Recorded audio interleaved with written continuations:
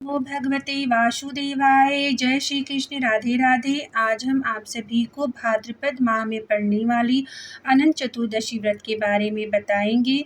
2025 में अनंत चतुर्दशी का व्रत किस दिन रखा जाएगा, इसकी पूजा विधि संपूर्ण जानकारी आपको इस वीडियो में देखने को मिलेगी।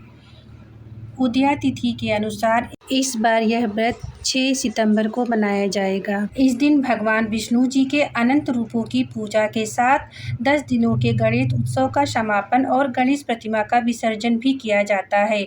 इस दिन अनंत धागे की पूजा कर कलाई पर बांधना शुभ होता है। आइए जानते हैं पूजा का शुभ मुहूर्त। प्रातः काल 6:02 से 7 सितंबर प्रातः 1:41 तक। चतुर्दशी तिथि प्रारंभ होगी 6 दिसंबर प्रातःकाल 3:12 तक। चतुर्दशी तिथि समाप्त होगी 7 दिसंबर प्रातः 1:41 तक। उदया तिथि के अनुसार इस बार 6 सितंबर को ही अनंत चतुर्दशी का व्रत रखा जाएगा। हमने सर्वप्रथम यहाँ पर आसन दे दिया है और आपके पास अगर शेष नाग, विष्णु भगवान और लक्ष्मी जी की प्रतिमा है तो आप उसको यहाँ पर स्थापित कर सकते हैं। नहीं है तो आप आटे या मिट्टी का शेष नाग बना सकते हैं।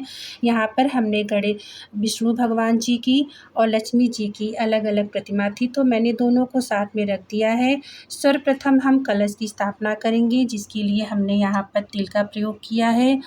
आप अनंत चतुर्दशी में तिल का ही प्रयोग करेंगे। आपके पास काले तिल हो या सफ़ेद, कोई भी आप यहाँ रख सकते हैं। अब हमने यहाँ पर कलश स्थापित कर दिया है।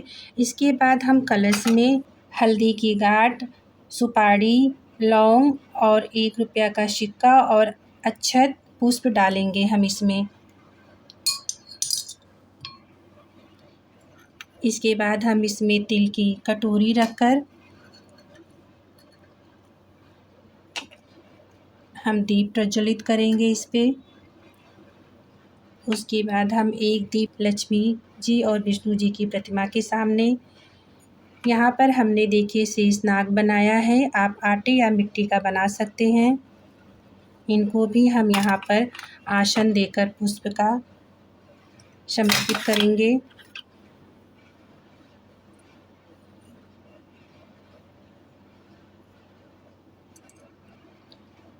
उसके बाद हम गणेश जी को भी यहाँ पर आसन हमने फूलों का दे दिया है। अब यहाँ पर हम सुपारी के रूप में गणेश जी को भी आसन देंगे। सभी को हमने यहाँ पर स्थापित कर दिया है। इसके बाद हम भाव रूप से सभी का स्नान कराएंगे।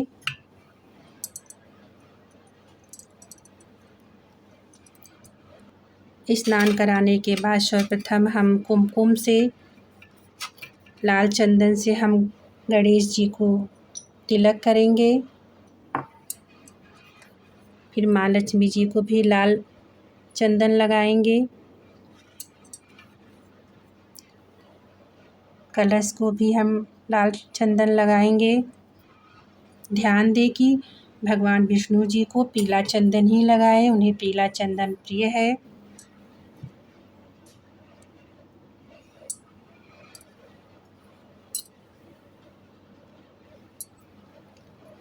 फिर हम यहाँ पर शेष नाग को भी हम लाल चंदन लगाएंगे।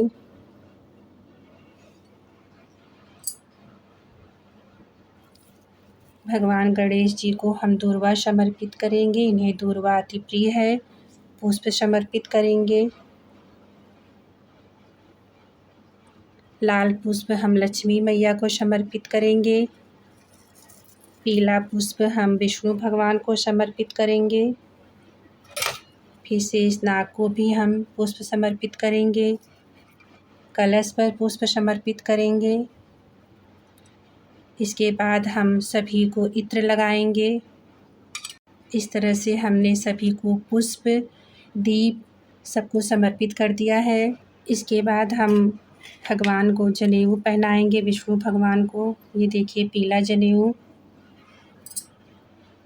हमने पहना दिया है। फिर गणेश जी को हम भी वस्त्र पहनाएंगे। ये देखिए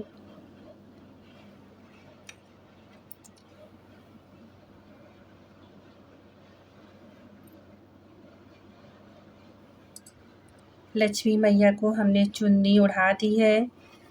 इसके बाद हम संकल्प लेंगे थोड़ा सा पुष्प का और सफ़ेद तिल कि हे भगवान आप हमारी पूजा को स्वीकार करिए, जो भी मनोकामना हो मेरी पूरी करिए। फिर हम भगवान के चरणों में हम अक्षत समर्पित कर देंगे, पुष्प अक्षत। अब हम भगवान को भोग लगाएंगे। श्री हरि को तुलसी दल डालकर ही भोग लगाएं। ये हमने देखिए मीठा खीर बनाया है, हम भगवान विष्णु जी को समर्पित करेंगे। उसके बाद हम गणेश जी को भी प्रसाद समर्पित करेंगे। आपके पास जो भी फल हो ऋतु अनुसार आप वो भी फल भी चढ़ा देंगे। अब हमने भगवान को सारा चढ़ावा चढ़ा दिया है। अब हम पुष्प लेंगे और अक्षत रूप में हम थोड़ा सा तिल लेकर भगवान श्री हरि और माता लक्ष्मी की कथा करेंगे अनंत चतुर्दशी की।